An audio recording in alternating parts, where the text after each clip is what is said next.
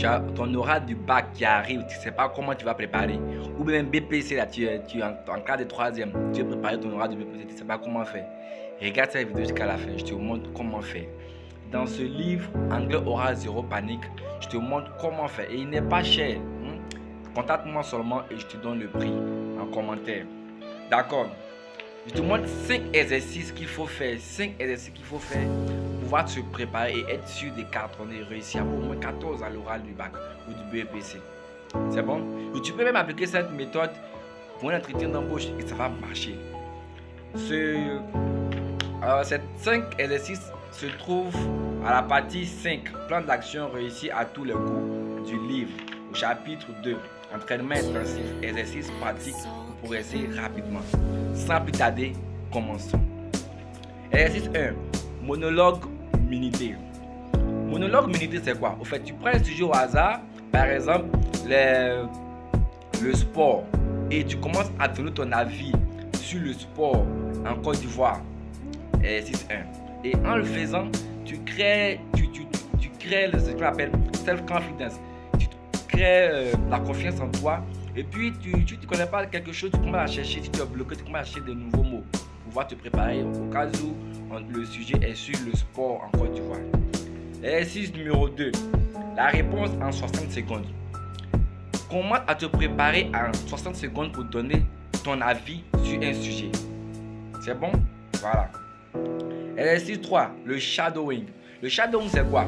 Tu prends un natif américain, quelqu'un qui te donne son avis sur un sujet en anglais, et puis tu répètes ce qu'il dit. Tu l'écoutes, tu mets pour, tu répètes. Ça te permet d'apprendre la prononciation et surtout la technique que moi-même j'applique et qui m'aide et qui m'a aidé et qui m'aide toujours à cartonner. C'est l'exercice 4. L'exercice 4, le journal en anglais.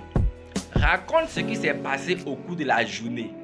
Ça, c'est très important. Ça te permet de pouvoir expliquer ce qui se passe, raconter une histoire. Et surtout, tu enrichis ton vocabulaire, tu pratiques.